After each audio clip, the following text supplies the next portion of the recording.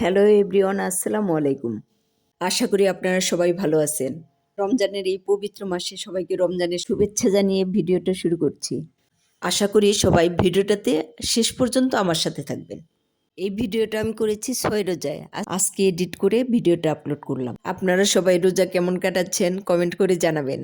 আমরা আলহামদুলিল্লাহ ভালো কাটাচ্ছি। আমার বান্ধবী অন্তরা ইফতারির অ্যারেঞ্জমেন্ট করেছিল। অন্তরার বাসায় আমি, বিথি, নূপুর, রোমানা আমাদের 4 বান্ধবীর পরিবারে একত্রে ইফতার করলাম।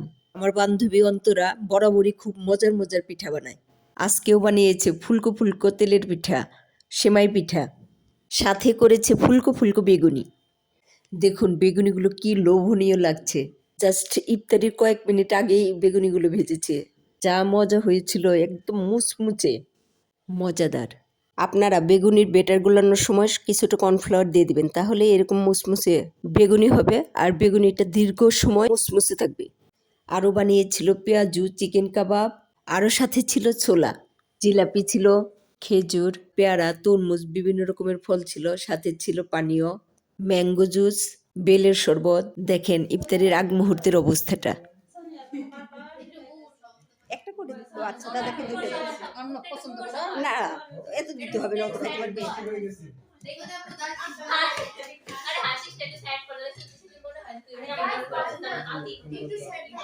সেট থাক আচ্ছা সেট থাকো কাঁদো তোর সারা ইফতারি এমনি তো প্লেট দাও। যত কিছুই খাই না কেন ইফতারিতে মুড়ি মাখা না খেলে কিন্তু ইফতারি সম্পূর্ণ হয় না। আমাদের মতো কে কে আছেন মুড়ি মাখা খাওয়ার পাগল, কমেন্টে জানাবেন কিন্তু।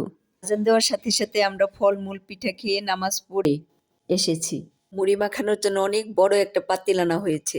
যেহেতু আমরা অনেকজন মুড়ি মাখা খাবো তাই বড় পাত্রে মুড়ি মাখানো হচ্ছে। মুড়ি মাখাচ্ছে আমাদের বান্ধবী নূপুর।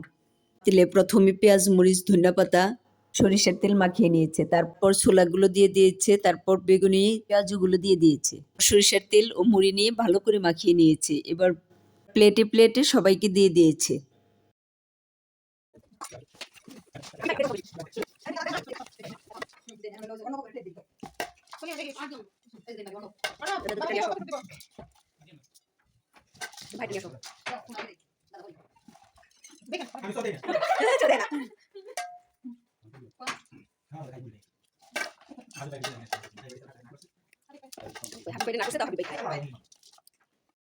আজ আমরা বান্ধবীরা মিলে অনেক মজা করে ইফতারি করলাম।